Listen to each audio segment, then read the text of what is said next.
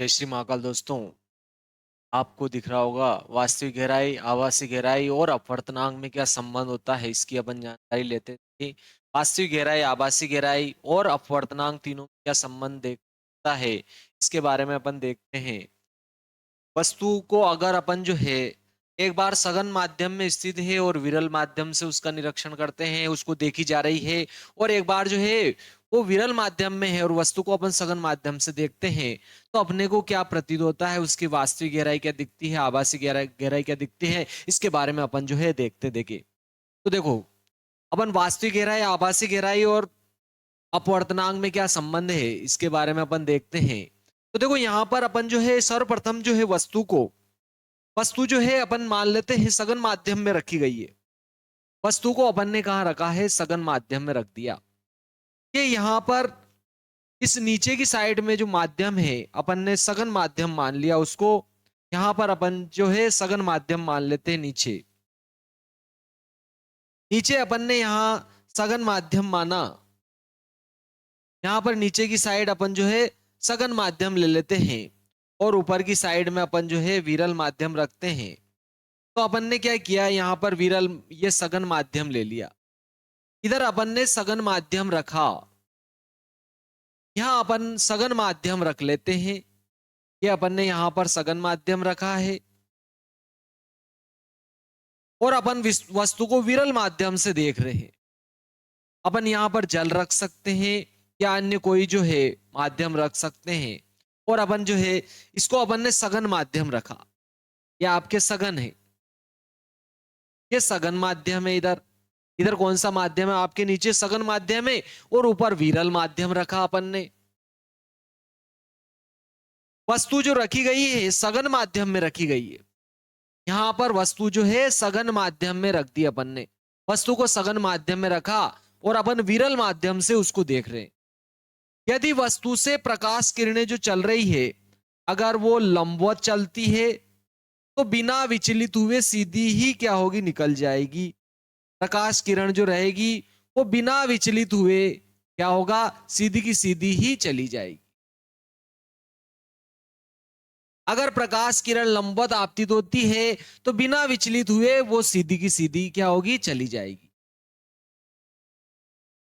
अगर प्रकाश किरण लंबवत आपतित होती है तो वो बिना विचलित हुए सीधी निकल जाएगी। मान लिया जाए कि वस्तु ऑब्जेक्ट ओ है, इसको अपन ने नाम दे दिया ओ। ये ऑब्जेक्ट है, वस्तु है ओ पर स्थित है और ये लंबवत आपतित हुई, तो ओ ये बिंदु इसको नाम दे दिया अपन ने एम, और एम डैश दिशा में जो है सीधी निकल जाएगी। अगर प्रकाश किरण लंबवत आपतित होती है तो सीधी की सीधी निकल जाएगी। अपन देखेंगे तो इसकी स्थिति में कोई भी परिवर्तन नहीं होगा। अपन यहां से अगर इसको लंबवत देखेंगे तो इसकी स्थिति में कोई भी परिवर्तन नहीं होगा, क्योंकि प्रकाश किरण बिना विचलित हुए सीधी निकल जाती। लेकिन अपन इसको क्या करते हैं, तिरछा देखते हैं। अगर कोई वस्तु सघन माध्यम में स्थित है और उसको क्या देखते हैं, तिरछा देखते हैं, तो वो अपने को उठी हुई दिखती है। ठीक है मित्रों, क्या होती है, अपने को उठी हुई दिखती है। सघन माध्यम में स्थित वस्तु को, सघन माध्यम में स्थित वस्तु को विरल माध्यम से विरल माध्यम से विरल माध्यम से तिरछा देखने पर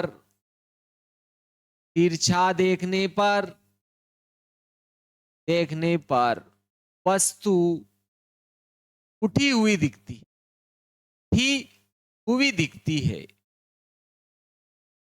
है। क्या आपको ध्यान रखना है, जब आप तिरछा देखोगे तभी आपको उठी हुई दिखेगी। कैसे दिखती है, अब अपन उसको देखते देखे। देखो, यहां से एक प्रकाश किरण जो है, अगर देखो लंबवत आपतित होती है तो सीधी निकल जाएगी। यदि प्रकाश किरण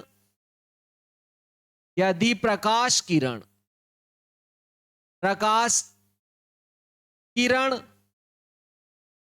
वस्तु ओ से लंबवत चलती है, लंबवत ओ एम डैश मार्ग में चलती है तो सीधी निकल जाती है, सीधी होती है, सीधी होती है। अगर लंबवत चलती है तो सीधी होती है, सीधी निकल जाती है। इस वस्तु की स्थिति में कोई परिवर्तन नहीं दिखता है। वस्तु की स्थिति में कोई परिवर्तन नहीं दिखता है, कोई परिवर्तन नहीं दिखता है। अगर अपन इसको जो है लंबवत देख रहे, देखो यहां से ये मैंने नेत्र बना रखा है मेरा, तो यहां से मैं देख रहा हूं, इसको लंबवत देख रहा हूं, तो मेरे को इसकी स्थिति में कोई परिवर्तन नहीं दिखता है, ये जहां है वहीं दिखती है। लेकिन मैं इसको अगर तिरछा देख रहा हूं, तो देखो यहां से कोई प्रकाश किरण अगर तिरछी आपतित होती है, देखो ये तिरछी आपतित हो रही है, ये यहां पर आपतित हुई इस प्रकार से, ये तिरछी आपतित हो रही है।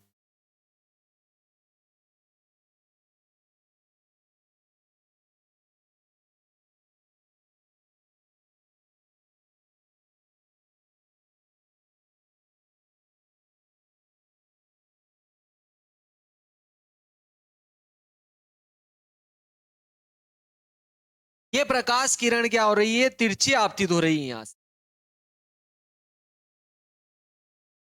ये अपन ने यहां पर आपतन बिंदु मान लिया, ये OA क्या हो गई, आपतित किरण हो गई। बिंदु ए पर ये क्या हो रही है, आपतित हो रही है, तो ये क्या हो गया, बिंदु ए आपतन बिंदु हो गया। अगर आपतन बिंदु पर मैं लंबवत रेखा खींचता हूं, तो ये आपकी क्या हो जाएगी, अभिलंब का कार्य करेगी। तो ये आपतन बिंदु पर मैंने एक लंबवत रेखा खींची, तो ये क्या रहेगी, आपके अभिलंब का कार्य करेगी। इसको नाम दे दिया अपन ने एन डैश, इसको नाम दिया अपन ने एन डैश, क्या हो जाएगा, आपके अभिलंब रहेगा। एन डैश क्या हो जाएगा, आपके अभिलंब। ठीक है। OA क्या है, तिरछी आपतित किरण है, OA तिरछी आपतित किरण है, तिरछी आपतित किरण, आपतित किरण हो गई आपके, तिरछी आपतित किरण है। OA क्या होगी, देखो ये लंबवत थी, ये क्या है, आपके तिरछी आपतित किरण है, और आपतन बिंदु A पर अभिलंब एन डैश है। क्या आपके एन डैश क्या है, आपतन बिंदु पर अभिलंब है। एन डैश क्या है, अभिलंब है। एन डैश आपतन बिंदु पर अभिलंब है, आपतन बिंदु ए पर अभिलंब है।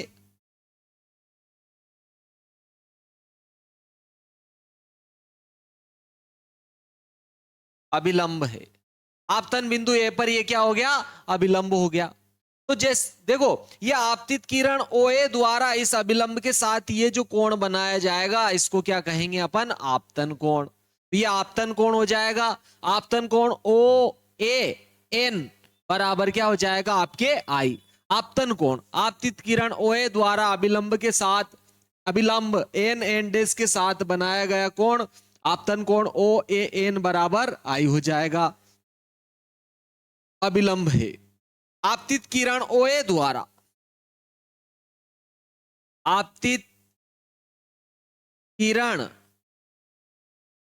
OA द्वारा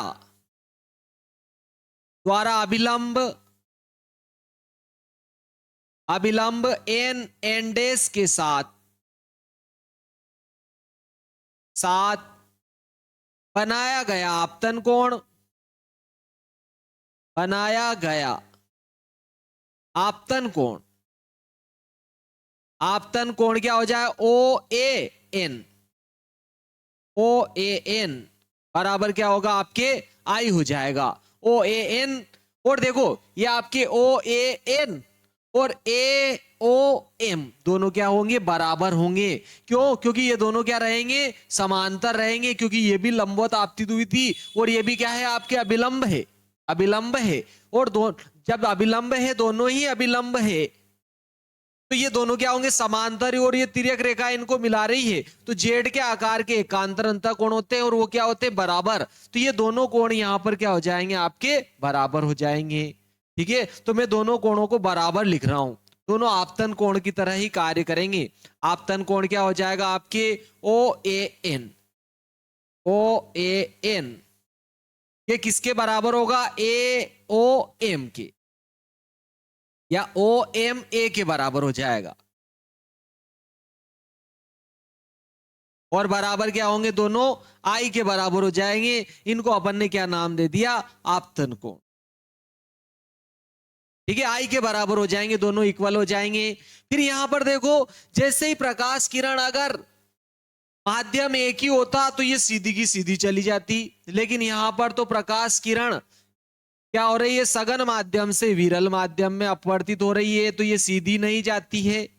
अगर मान लो एक ही माध्यम होता तो इस प्रकार से चली जाती है। ठीक है, ए बी डैश बी मार्ग में चली जाती है, ए बी मार्ग में चली जाती है, ये इसका पहले वाला माध्यम है, ए बी मार्ग में चली जाती है। लेकिन क्या होती है, प्रकाश किरण ये सघन माध्यम है, ये विरल माध्यम है, सघन से विरल में जाती है, तो ये क्या होगी, अभिलंब से दूर हट जाती है। ये अभिलंब से क्या हो जाएगी, दूर हट जाएगी इस प्रकार से, और ये इस मार्ग का अनुसरण करती है, ये इस मार्ग का अनुसरण करती है, अभिलंब से दूर हटकर ए बी डैश मार्ग का अनुसरण करती, ए बी डैश मार्ग का अनुसरण करती है। ठीक है, ए बी मार्ग में जाना था, लेकिन ए बी मार्ग से हटकर ए बी डैश मार्ग का अनुसरण करती है। तो अपन यहां पर क्या लिखेंगे, प्रकाश किरण, ठीक है, सघन माध्यम से विरल माध्यम में जा रही है, अतः अभिलंब से दूर हटकर ए बी डैश मार्ग का अनुसरण करती। ओए, ओए किरण ए से, ओए किरण ए से, आपतन बिंदु ए से सघन माध्यम, सघन से विरल माध्यम में, विरल माध्यम में प्रवेश करती है, अतः अभिलंब से दूर हटकर, अतः अभिलंब से दूर हटकर, अभिलंब से, अभिलंब एन एन डैश से दूर हटकर, दूर हटकर, हटकर ए बी डैश मार्ग में, ए बी डैश मार्ग में, ए बी डैश मार्ग में जाती है। ठीक है, ए बी डैश मार्ग में जाती है, अपन देख चुके हैं, देखो कौन सा, ए बी डैश मार्ग में जाती है। अगर अपन इसको यहां से देखेंगे, अगर अपन इसको यहां से देखते हैं, अगर अपन इसको यहां से देखेंगे तो ऐसा लगेगा ये यहां से आ रही है। ठीक है ना, ये यहां से आती हुई प्रतीत होगी। कहां से आती हुई प्रतीत होगी, अगर मैं इसको यहां से देखता हूं तो ऐसा लगेगा कि ये इस बिंदु से आ रही है, सीधी ऐसी लगेगी कि ये इस बिंदु से आ रही है, अर्थात ये वस्तु इसको यहां दिखाई देगी अपने नेत्र को। ठीक है, अपन यहां से देखेंगे तो किरण तो सीधी आ रही है। ठीक है, अपन इसको सीधा अनुभव करेंगे तो इसको यहां से यहां दिखाई देगी, अर्थात ओ पर स्थित वस्तु कहां दिखाई देगी अपने को, ओडेस पर दिखाई देगी। अपवर्तन के कारण, अपवर्तन के कारण ओ पर स्थित वस्तु कहां दिखाई देती है अपने को, ओडेस पर, क्योंकि अपन यहां से देखेंगे तो ऐसा प्रतीत होगा कि ये यहां से आ रही है। ठीक है, अपने को इस प्रकार से, क्योंकि प्रकाश किरण यहां से आई थी, इस प्रकार से मुड़ गई, तो ये मुड़ी हुई किरण अपन यहां से नेत्र से देखेंगे तो ओडेस से आती हुई प्रतीत होगी, अर्थात ओ का प्रतिबिंब ओडेस पर दिखाई देगा। ठीक है, ओ का प्रतिबिंब कहां दिखाई देगा अपने को, ओडेस पर। ए बी मार्ग दूर हटकर ए बी डैश मार्ग पर जाती है, ए बी डैश मार्ग पर जाती है, पर जाती है, ए बी डैश मार्ग पर जाती है। अपवर्तन के कारण, अपवर्तन के कारण निर्गत किरण को को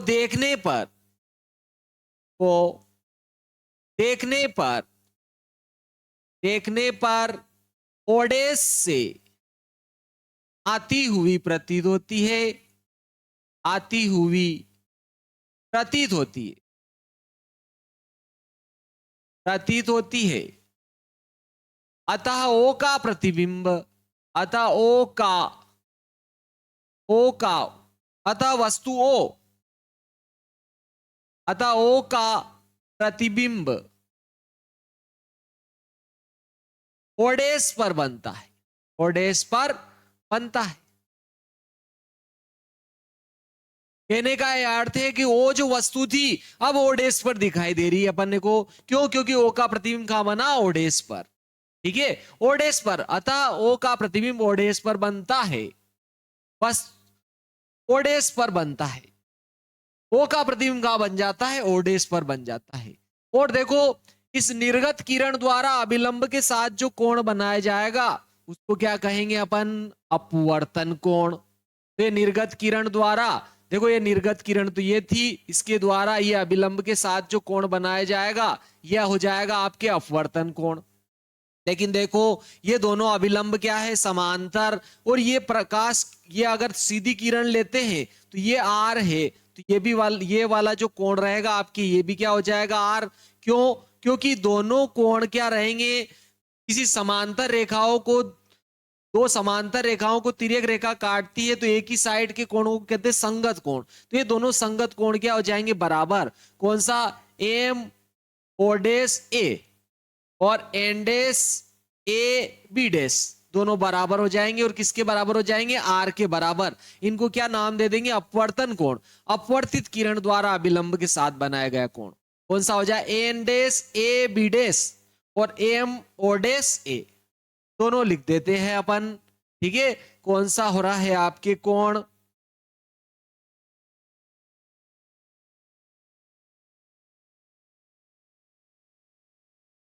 ठीक है, अपने कोण था, कौन सा कोण था आपके? कोण एन डेस ए बी डेस। ठीक है, कौन सा था आपके? देख लेते हैं अपन डबल। देखो एन डेस ए बी डेस और यहां कौन सा है? एम ओ डेस ए। एम ओ डेस ए एम ओ डेस ए दोनों बराबर होंगे और आर के बराबर हो जाएगा। ये कौन सा कोण हो गया आपके? अपवर्तन कोण। अपवर्तन कोण। और आई जो था आपके, ये कौन सा कोण था? आपतन कोण था, ये ध्यान रखना।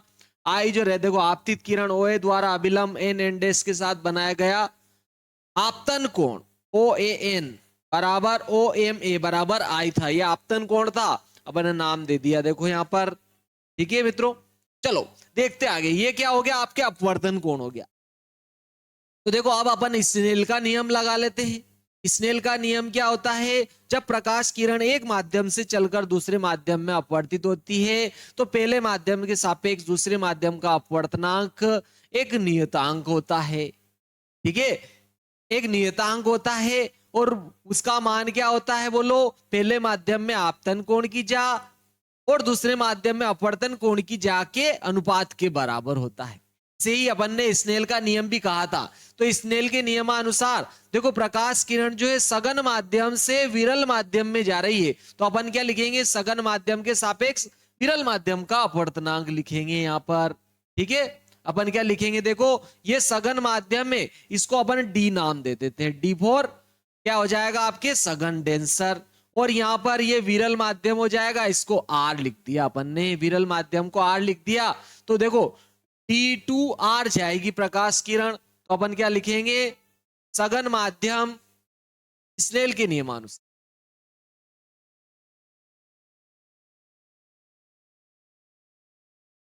स्नेल के नियमानुसार सघन माध्यम के सापेक्ष विरल माध्यम का अपवर्तनांक।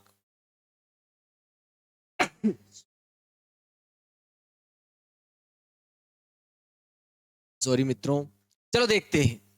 सघन माध्यम के सापेक्ष विरल माध्यम का जो अपवर्तनांक होगा वो क्या हो जाएगा आपके सघन माध्यम में आपतन कोण की जा, और बटे में क्या आ जाएगा आपके विरल माध्यम में अपवर्तन कोण की जा, दोनों का अनुपात हो जाएगा। देखो कैसे अपन एक बार इसमें देखते हैं चित्र में। देखो यहां पर क्या आ रहा है, ये आपके आपतन कोण आई आ रहा है। देखो ये सघन माध्यम में आपतन कोण की जा हो जाएगा, और विरल माध्यम में अपवर्तन कोण की जा आर, दोनों का अनुपात हो जाएगा। और इसे ही अपन क्या लिखेंगे, स्नेल का नियम। लेकिन ध्यान रखना प्रकाश किरण सघन से विरल में जा रही है तो D2R लिखेंगे अपवर्तनांक, ठीक है। तो अपन ने यहाँ पर D2R लिख दिया। देखो सघन माध्यम के सापेक्ष विरल माध्यम का अपवर्तनांक। लेकिन देखो ध्यान रखना अपन यहाँ पर निरपेक्ष अपवर्तनांक लेते हैं, अर्थात विरल माध्यम के सापेक्ष सघन माध्यम का अपवर्तनांक लेते हैं। तो उत्क्रमणिता के सिद्धांत से अगर इसको बदलेंगे, ठीक है, तो उत्क्रमणिता का सिद्धांत क्या कहता है, उत्क्रमणिता के सिद्धांत से, प्रकाश के उत्क्रमणिता के सिद्धांत से, प्रकाश के उत्क्रमणिता के सिद्धांत से अगर मैं इसको डी म्यू आर को, ठीक है, आर म्यू डी लिखना चाहूं तो 1/, लिखना पड़ेगा मेरे को, ठीक है। अब ये क्या हो जाएगा आपके निरपेक्ष अपवर्तनांक हो जाएगा, ठीक है। तो यहाँ 1/, लिखूंगा, अगर उलट गुणित करूंगा तो इसको भी उलट गुणित कर दूंगा तो ये नीचे वाला क्या हो जाएगा आपके ऊपर आ जाएगा, यानी कि आर म्यू डी बराबर क्या आ जाएगा आपके साइन आर बटे क्या हो जाएगा, साइन आई हो जाएगा, साइन आर बटे साइन आई हो जाएगा। ये भी आपके उलट गुणित हो गया, क्योंकि इसकी जगह 1/r म्यू डी लिखेंगे और उल्टा करूंगा तो इसको उल्टा कर दिया अपन ने, तो इसको भी उल्टा कर दिया, ये ऊपर आ जाएगा बटे वाला, प्रकाश के उत्क्रमणिता के सिद्धांत से। अब देखो इन दोनों दो कोण अपने को प्राप्त हो रहे, दो त्रिभुज, एक तो अपन ये वाला त्रिभुज ले रहे हैं ओ एम ए, और एक ओ डेस एम ए, दोनों त्रिभुज ले रहे हैं। क्योंकि देखो इसमें कौन सा कोण आ रहा है, देखो ये आपके आई जो है, ये वाला कोण जो है इसको अपन ने आई नाम दिया था, देखो दे रखा है अपन ने, दोनों कोण बराबर है ओ एम ए। देखो यहाँ पर आपके ओ, ये वाला कोण देखो कौन सा था, ओ ए एन और ओ एम ए, दोनों क्या थे, जेड के आकार के थे, बराबर थे। और एक ये वाला कोण देखो ये संगत कोण थे, कौन सा, एन डेस ए बी डेस, ये वाला कोण, और ओ एम ओ डेस ए, ये दोनों क्या थे, बराबर थे। तो मैं ये वाला त्रिभुज लेता हूं। एक तो कौन सा लिया अपन ने, देखो एम ए एम ओ, एक तो ये वाला त्रिभुज लिया ए एम ओ, और एक ए एम ओ डेस, दोनों त्रिभुज ले रहे। देखो अपन इन दोनों त्रिभुज में लेते हैं, क्योंकि आई और आर इन दोनों त्रिभुजों में आ रहे हैं आपके, ये दोनों त्रिभुजों में आ रहे हैं। देखो साइन आई और साइन आर दोनों उन्हीं त्रिभुजों में आ रहे हैं। तो एक तो त्रिभुज कौन सा ले रहे हैं, देखो अपन एक त्रिभुज लिया अपन ने ए एम ओ, त्रिभुज ए एम ओ लिया, और एक और त्रिभुज लिया ए एम ओ डेस, दोनों त्रिभुज लिए हैं। देखो त्रिभुज में, इन दोनों त्रिभुजों में देख लो, डबल दिखा देता हूं मैं आपको इसको। देखो एक त्रिभुज ए एम ओ और एक ए एम ओ डेस में, देखो आपके ए एम ओ में तो आई आ रहा है, ये वाला कोण और ये वाला कोण दोनों एकांतर अंतः कोण होने के कारण बराबर था, तो मैं आई की बात कर रहा हूं। पहले दोनों में अपन कौन से ले रहे हैं, आई वाले, आई कोण लिया अपन ने।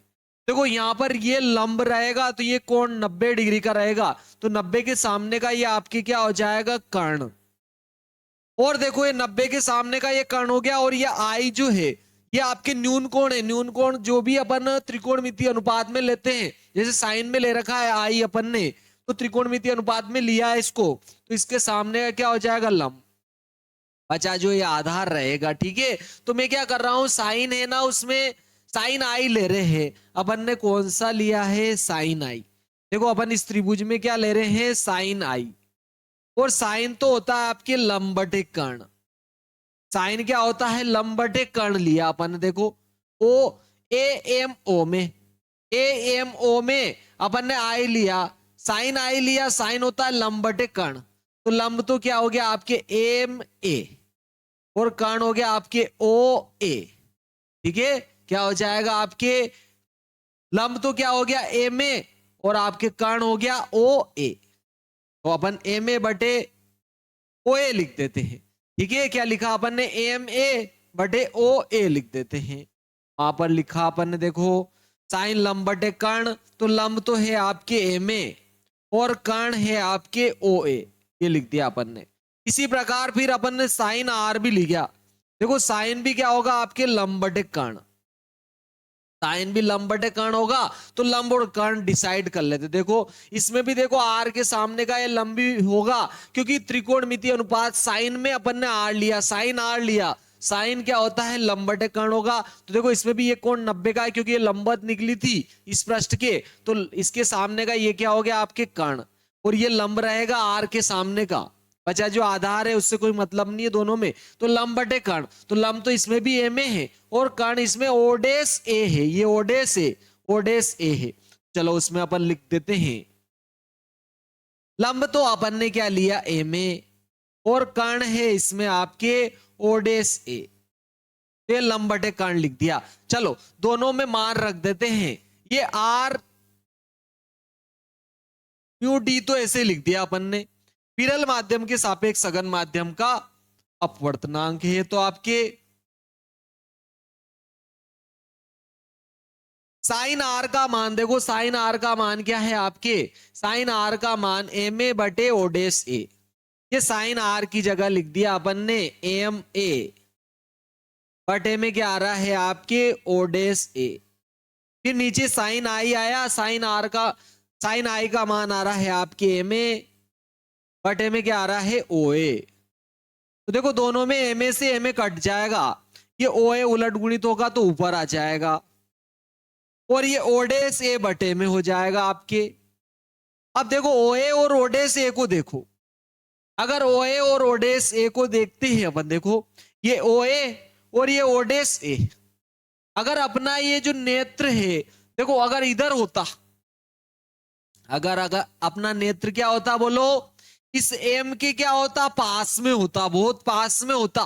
अगर नेत्र क्या होता है मित्रों यहां पर बहुत पास में होता है नेत्र, या यूं कह दो कि ये ए बिंदु जो है एम बिंदु के क्या हो बहुत पास में, तो अपन ओ एम लिखो कि ओ ए लिखो एक ही बात है, क्योंकि ये इसके पास में आ जाता है। तो ओ ए का मान अगर ए इसके पास में होगा तो ओ ए लिखो कि ओ एम लिखो एक ही बात है। वैसे ही अगर ये इसके पास में है तो ओडेस ए लिखो कि ओडेस एम लिखो एक ही बात है। अपन लिख रहे हैं क्या लिख रहे हैं कि ए बिंदु जो है एम के नजदीक है, यानी कि अपना नेत्र किसके पास में है एम के पास में है, बहुत पास से देख रहे, तिरछा तो देख रहे लेकिन बहुत पास से देख रहे।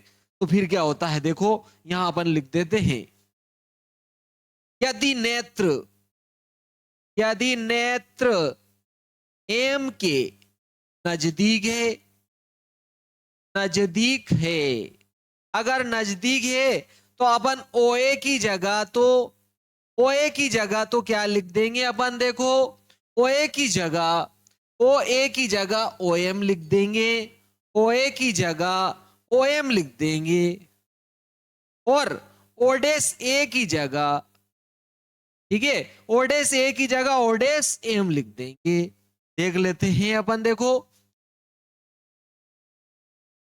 ठीक है ओडेस ए की जगह ओडेस एम लिख दिया अपन ने, क्योंकि ये बहुत पास में होगा तो ओडेस ए लिखो कि ओडेस एम लिखो, दोनों क्या रहेंगे आपके इक्वल रहेंगे। तो ये चलो अपन मान रख देते हैं यहां पर, तो यहां मान रखेंगे तो क्या आएगा आपके आर म्यू डी बराबर, देखो ओए की जगह तो क्या लिखा अपन ने ओ एम लिख दिया, और नीचे देखो ओडेस ए का मान ओडेस एम लिख दिया, ओडेस एम लिख दिया। चलो ये मान रख दिया अपन ने।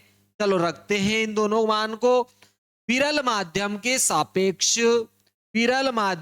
सापेक्ष सघन माध्यम का अपवर्तनांक बराबर क्या आया है, देखो आपके ओ एम बटे ओडेस एम, ओ एम बटे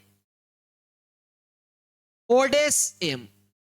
लेकिन देखो ओ एम क्या है आपके और ओडेस एम क्या है, इन दोनों को देखते हैं अपन। देखो इन दोनों की जानकारी लेते हैं अपन कि ये दोनों है क्या है। देखो आकृति में अगर अपन देखते हैं, देखो ओ एम और ओडेस एम, ये तो देखो इस तल से इस वस्तु की गहराई है, ठीक है। और वास्तव में कितनी गहरी है, ये वास्तविक गहराई है आपके। ये क्या है, एच क्या है इसकी वास्तविक गहराई, और ये क्या है इसकी आभासी गहराई है। इसको अपन एच डैश मान लेते। ये क्या है, आभास हो रही, तिरछा दिखने के कारण यहां दिखनी चाहिए थी, यहां दिख रही है। तो ये इसकी ओडेस एम आभासी गहराई और ओ एम क्या है इसकी वास्तविक गहराई है। तो ये अपन मान जो है रख देते हैं उसमें। तो ओ एम तो क्या है आपके वास्तविक गहराई, और ये क्या है आभासी गहराई। गहराई ये क्या हो जाएगी आपके वास्तविक गहराई। वास्तविक गहराई, वस्तु की वास्तविक गहराई लिख देते हैं। चलो अपन वस्तु की वास्तविक गहराई, वास्तविक गहराई है। और ये क्या है वस्तु की आभासी गहराई, वस्तु की आभासी गहराई। तो यहां पर दोनों मान रखते हैं। तो ये देखो विरल माध्यम के सापेक्ष सघन माध्यम का अपवर्तनांक है, जिसको निरपेक्ष अपवर्तनांक भी लिखते हैं। तो आप चाहो तो इसको म्यू भी मान सकते हो। विरल माध्यम के सापेक्ष सघन माध्यम का जो अपवर्तनांक होता है इसको म्यू या एन से भी लिख सकते हैं अपन। तो ये लिखेंगे अगर यहां पर, तो म्यू बराबर क्या आ जाएगा आपके ओ एम की जगह तो एच लिख दूंगा मैं, और ओडेस एम की जगह स्मॉल एच लिखेंगे। तो ये अपवर्तनांक और इन दोनों में संबंध आ गया है। देखो अगर आप एच का मान निकालना चाहो, एच क्या है वास्तविक गहराई, तो इसका गुणा इधर हो जाएगा। तो देखो म्यू इंटू क्या आ जाएगा आपके स्मॉल एच, ये क्या आ जाए स्मॉल एच, ये आया। लेकिन देखो अगर अपन ने सघन माध्यम जो लिया वो जल ले लेते हैं। जल के लिए क्या होता है, जल के लिए जो म्यू का मान होता है वो 4/3 होता है, एक से बड़ा होता है। क्या होता है, जल के लिए एक से बड़ा होता है। विरल माध्यम के सापेक्ष सघन माध्यम का अपवर्तनांक वैसे एक से बड़ा होता है, ये ध्यान रखना। इसका मान क्या होता है, एक से बड़ा होता है। सघन माध्यम के सापेक्ष नहीं, विरल माध्यम के सापेक्ष सघन माध्यम का अपवर्तनांक। विरल ये क्या है, देखो विरल माध्यम के सापेक्ष सघन माध्यम का जो अपवर्तनांक होता है हमेशा एक से ज्यादा होता है, ठीक है। हमेशा क्या होता है आपके एक से ज्यादा होता है विरल माध्यम के सापेक्ष सघन माध्यम का अपवर्तनांक। 4/3 अगर यहां लिख देते हैं। देखो जल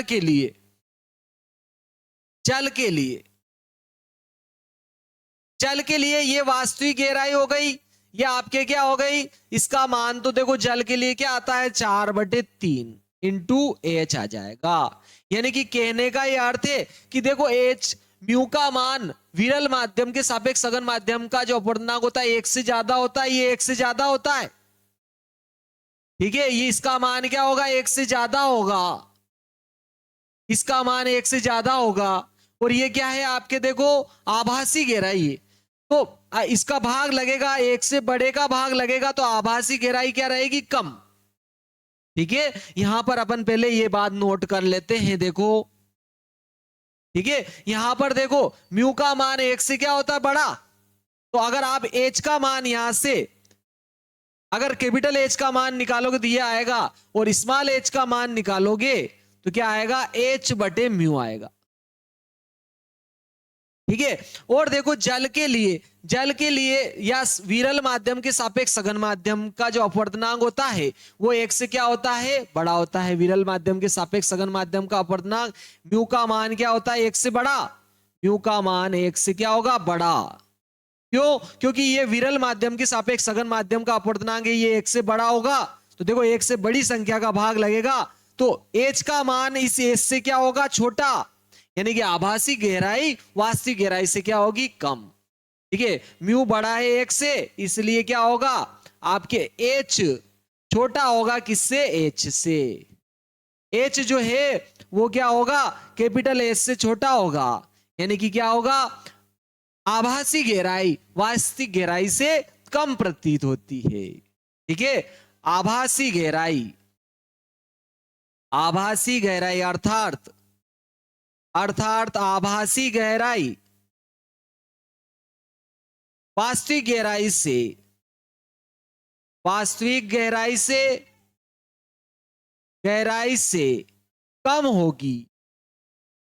कम होगी, कब कम होगी ये आप ध्यान रखना। अपन विरल माध्यम से वस्तु देख रहे थे यहां पर, और वस्तु कहां रखी गई थी, सघन माध्यम से, तब कम होगी। ध्यान रखना, आपके आभासी गहराई जो होगी वो कम रहेगी। किससे? वास्तविक गहराई से। कब? जबकि अपन कहां से देख रहे थे, देखो यहां पर अपन जो है विरल माध्यम से देख रहे से सघन माध्यम में स्थित वस्तु को। वही तो कारण है कि जल में रखा हुआ जो सिक्का होता है वो उठा हुआ प्रतीत होता है। अगर जल में कोई वस्तु रखी गई है तो वो भी अपने को उठी हुई प्रतीत होती है। ये इसी का कारण है, अपवर्तन का कारण है। ठीक है, अपवर्तन के कारण ही, ठीक है, जल में डूबी हुई जो छड़ होती है वो भी मुड़ी हुई प्रतीत होती है। अपवर्तन के कारण ही जल में अगर कोई वस्तु रखी गई है, सिक्का रखा गया है, तो वो भी क्या होता है, अपने को उठा हुआ प्रतीत होता है, इसी कारण। ठीक है, अगर आप विरल माध्यम से देख रहे हो सघन माध्यम में रखी गई वस्तु को तो। ठीक है, चलो अपन यहां पर लिख देते हैं।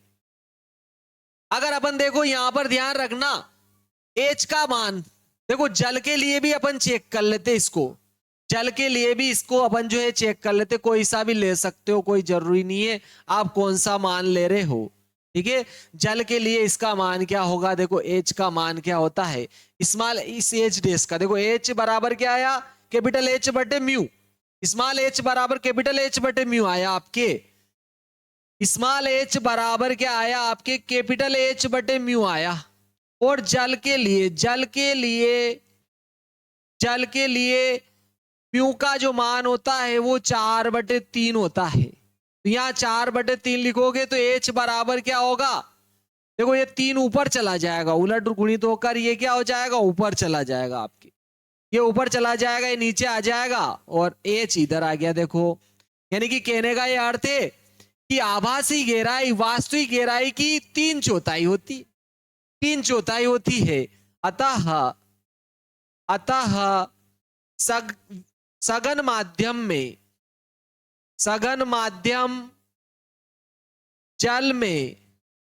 जल में स्थित विरल माध्यम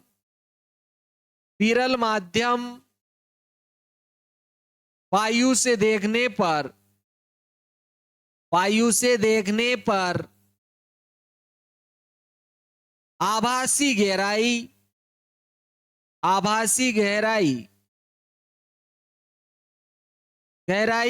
स्मॉल h, वास्तविक गहराई कैपिटल H की,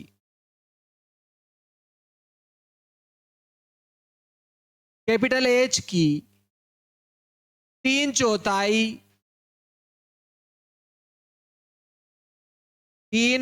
होती है। बहुत ही महत्वपूर्ण है, ध्यान रखना। सत्य असत्य में किसी में भी पूछ सकता है। अगर आप जो है विरल माध्यम में स्थित वस्तु को, विरल माध्यम से आप सघन माध्यम में स्थित वस्तु को देख रहे हैं, विरल माध्यम से सघन माध्यम में स्थित वस्तु को देख रहे हैं, यानी कि जल में डूबी हुई वस्तु को देख रहे हैं, तो वो क्या होगी, उठी हुई प्रतीत होगी और 3/4 दिखाई देगी। ठीक है, कितनी दिखाई देगी, 3/4 दिखाई देगी, उठी हुई 3/4 दिखाई देगी। देखो ठीक है, 3/4 रहेगी। इसका मान क्या रहेगा, कम रहेगा, H का मान ज्यादा होगा आपके। अब अगर अपन जो है देखो विरल माध्यम में वस्तु रखी गई है और उसको अपन सघन माध्यम से देखते हैं, तब क्या होता है, देखिए। अब यहां पर अपन जो है देखो विरल माध्यम में वस्तु रख दी गई है। अब की बार अपन जो है विरल माध्यम में रखी गई वस्तु को देख रहे हैं। वही बात है, अगर आप जो है वस्तु को ऊर्ध्वाधर देखते हैं, ये यहां पर वायु है अब की बार, और यहां अपन जल से देख रहे हैं अब की बार। अगर अपन लंबवत देखते हैं इसको तो प्रकाश किरण सीधी आएगी, लंबवत देखोगे तो सीधी आएगी और इसमें कोई उठाव प्रतीत नहीं होगा आपके, ध्यान रखना। अगर अपन सीधी देखेंगे इसको तो अपने को कोई उठाव प्रतीत नहीं होगा। ये ध्यान रखना, ओ पर स्थित वस्तु ओ पर ही दिखाई देगी। ओ एम डेस सीधी प्रकाश किरण जाएगी और अपने को सीधी की सीधी ही आ जाएगी अपने नेत्र पर, और अपने को ओ पर ही दिखाई देगी ओ की वस्तु। ठीक है, ओ की वस्तु ओ पर ही दिखाई देगी। लेकिन अगर अपन तिरछा देख रहे हैं सघन माध्यम से, अगर सघन माध्यम से अपन क्या करते हैं, इसको तिरछा देखेंगे, अगर अपन इसको क्या करते हैं, तिरछा देख रहे हैं,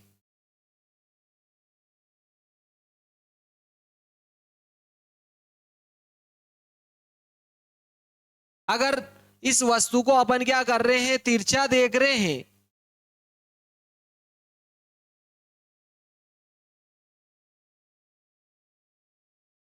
तो ये क्या हो गया, आपके विरल सघन माध्यम का सीमा पृष्ठ यहां पर आपतित हुई है। अपन क्या कर रहे हैं, सघन माध्यम से इसको देख रहे हैं, तो यहां पर अपन क्या करते हैं, अभिलंब खींच देते हैं। क्या अपन ने अभिलंब खींचा यहां पर, ठीक है, ये अपन ने क्या किया, अपन ने यहां पर अभिलंब खींचा। एन डेस अपन ने क्या किया, अभिलंब खींचा, एन डेस, इस आपतन बिंदु ओ पर अपन ने अभिलंब खींचा। तो देखो यहां पर यह आपतित किरण द्वारा अभिलंब के साथ बनाया गया कोण, यह आपतन कोण हो गया सघन माध्यम में। लेकिन ये क्या हो रही है, जैसे ही क्या होती है, अगर मान लो ये माध्यम एक ही होता तो प्रकाश किरण बिना विचलित हुए सीधी की सीधी चली जाती। ठीक है, ये ए बिंदु है, अगर ये ए बिंदु है तो ये ए बी मार्ग में जाती, पहले तो इस मार्ग में जाती अगर सघन माध्यम नहीं होता तो। लेकिन सघन माध्यम होने के कारण क्या होती है, ये अभिलंब की ओर झुक जाती है, सीधी ना जाकर क्या होती है, अभिलंब की ओर झुक जाती है, और ये बीडेस मार्ग का अनुसरण करती है, ए बीडेस मार्ग का अनुसरण करती है। तो ये सघन माध्यम में अपवर्तित किरण द्वारा अभिलंब के साथ बनाया गया कोण, ये अपवर्तन कोण हो जाएगा। ठीक है, ये क्या हो जाएगा, आपके अपवर्तन कोण हो जाएगा। ये यहां से क्या हो जाएगी, आपके अपवर्तित हो जाएगी इस प्रकार से।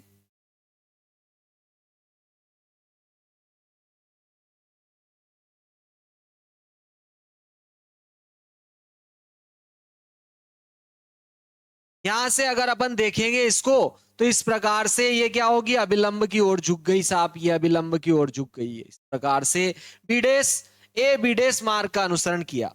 अगर अपन यहां से इसको देखेंगे, अब अगर अपन यहां से इसको देखते हैं, तो ये अपने को देखो इधर बढ़ाएंगे तो यहां से आती हुई प्रतीत होगी, इस जगह से आती हुई प्रतीत होगी। देखो ये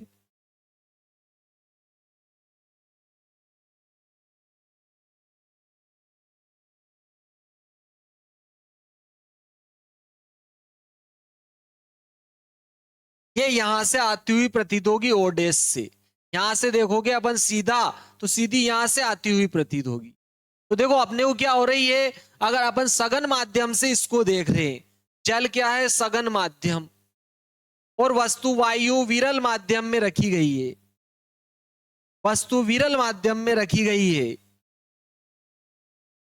तो अपने को क्या हो रही है, देखो ओ पर दिखनी चाहिए थी लेकिन ओडेस पर दिखाई दे रही है, अर्थात देखो उठी हुई दिख रही है। ठीक है, तो देखो यहां पर ये आपके आपतन कोण हो गया। ये कौन सा कोण हो गया, आपके आपतन कोण। ठीक है, ये वाला जो कोण आपतन कोण है, लेकिन देखो ये सीधी रेखा है, ये आर है, तो ये भी क्या हो जाएगा, आपके आर। ठीक है, ये आपके क्या हो जाएगा, क्योंकि ये दोनों समांतर रहेंगे, ये तिर्यक रेखा इनको काट रही है, ये तिर्यक रेखा इनको काट रही है, तो ये आर है, तो ये भी क्या हो जाएगा, आपके आर। और देखो ये जेड के आकार के कोण ये आई है, तो ये भी क्या हो जाएगा, आपके आई। तो देखो अपन अपवर्तन का नियम लगाते हैं, तो यहाँ वायु के सापेक्ष अब की बार प्रकाश किरण विरल माध्यम से सघन माध्यम में ही जा रही है, तो मैं इसको डायरेक्ट म्यू लिख रहा हूं। स्नेल का नियम लगा रहे अपन डायरेक्ट, यहां पर देखो प्रकाश किरण क्या हो रही है, विरल माध्यम से सघन माध्यम में जा रही है, तो मैं इसको डायरेक्ट म्यू लिख रहा हूं। क्या हो जाएगा, आपके विरल माध्यम में आपतन कोण की ज्या यानी कि आई हो जाएगा, और सघन माध्यम में अपवर्तन कोण की ज्या यानी कि आर हो जाएगा। अब आई और आर के मान इन दोनों त्रिभुजों में ले लेते हैं अपन। देखो साइन आई का मान देखो, साइन आई क्या, साइन क्या होगा बोलो, लंब बटे कर्ण। साइन क्या होगा, लंब बटे कर्ण। तो देखो यहां पर आई ये वाला कोण है, ठीक है, ये लो कि ये लो एक ही बात है। तो इस त्रिभुज में देखो ओ एम ए में देखो इसके सामने का तो लंब हो जाएगा, ये 90 का कोण है, इसके सामने का कर्ण, तो लंब बटे कर्ण, तो लंब तो क्या हो गया आपके ए में, और कर्ण हो जाएगा आपके ओ ए। फिर अपन क्या लेंगे, साइन आर लेंगे, ये भी क्या रहेगा आपके लंब बटे कर्ण, ठीक है, साइन आर लेंगे, साइन भी क्या रहेगा लंब बटे कर्ण, तो लंब तो क्या हो गया आपके ए में, ठीक है। और आपके देखो कर्ण यहां पर ओडेस ए रहेगा, क्या रहेगा, ओडेस ए रह जाएगा, ठीक है, कर्ण क्या रहेगा ओडेस ए। और वही बात है देखो यहां पर इन दोनों के मान रखेंगे तो म्यू बराबर, देखो साइन आई का मान तो क्या आ रहा है आपके ए में बटे ओ ए आ रहा है, और साइन आर का मान आया ए में बटे ओडेस ए आया, तो ए में से ए में कट जाएगा, ये उलट गुणित होगा तो ऊपर चला जाएगा, ओडेस ए बटे ओ ए हो जाएगा। यदि यदि ए बिंदु एम के पास है, यदि ए एम के पास है, पास है मतलब कहने का ये अर्थ है कि अपन क्या कर रहे हैं, इधर तिरछा तो देख रहे हैं लेकिन यहां से देख रहे हैं, तो ये ए बिंदु क्या हो जाएगा, इस एम के क्या आ जाएगा पास। जब पास आ जाएगा तो अपन ओ ए की जगह क्या लिख देंगे, ओ एम लिख देंगे। क्या करेंगे अपन देखो, ओ ए की जगह तो अपन क्या लिख देंगे, ओ एम लिख देंगे, ठीक है। क्या करेंगे देखो आपके यहां पर ओ ए की जगह एम ओ लिख देंगे, ठीक है। क्या है देखो आपके ओ ए है, देखो ये आपके ओ ए है, तो ओ ए की जगह क्या लिख देंगे, ओ एम, क्योंकि ए इधर पास में आ गया, इधर से लिखो कि इधर से लिखो एक ही बात है, ओ ए की जगह क्या लिख देंगे, ओ एम। और देखो ओडेस ए,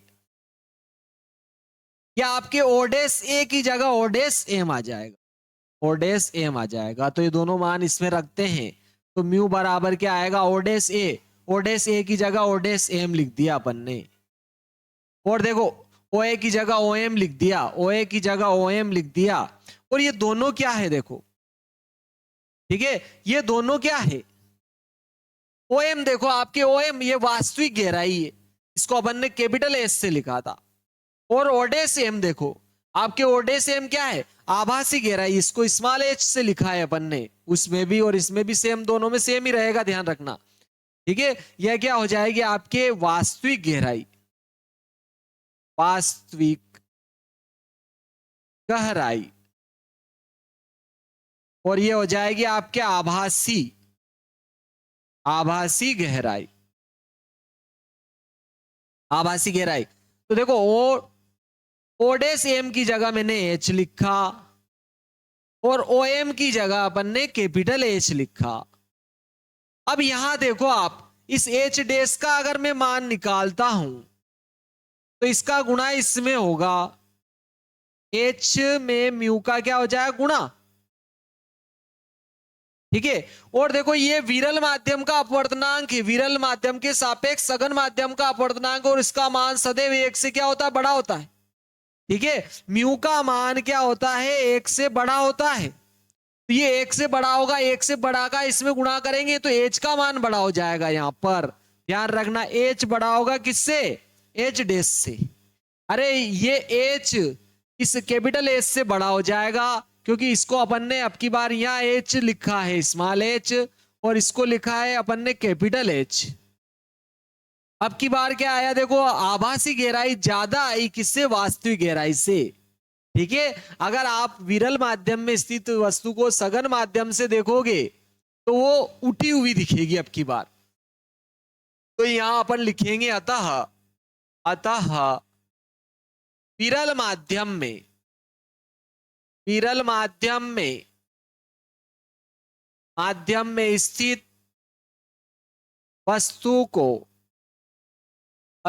को सघन माध्यम से देखने पर, सघन माध्यम से देखने पर उठी हुई प्रतीत होती है, उठी हुई, ठीक है, या उठी हुई से अर्थ है गहरी, ठीक है, उठी हुई से अर्थ है गहराई ज्यादा दिखेगी, ध्यान रखना, ठीक है। सघन माध्यम से देखने पर गहरी दिखती है, गहरी दिखती है, ठीक है। अपने को ज्यादा गहरी दिखती है वो, ठीक है। उठी हुई इसलिए कहा क्योंकि अपन ने ऊपर रखी थी वस्तु को और अपन नीचे से देख रहे थे, ठीक है। तो यहां पर ध्यान रखना गहरी दिखेगी और अंदर दिखाई देगी वस्तु। अपन ने वहां पर उल्टा चित्र बना दिया था, इसलिए जो है मैं कह रहा था कि उठी हुई दिखेगी, ठीक है। तो उठी हुई तो अपन ने किस में दिखेगी, अपन उल्टा देखेंगे तब, ये आप ध्यान रखना, ठीक है। देखो मित्रों, अगर आपने वीडियो को लाइक शेयर और सब्सक्राइब नहीं किया अभी तक तो करना जरूरी है, ये आप ध्यान रख लेना।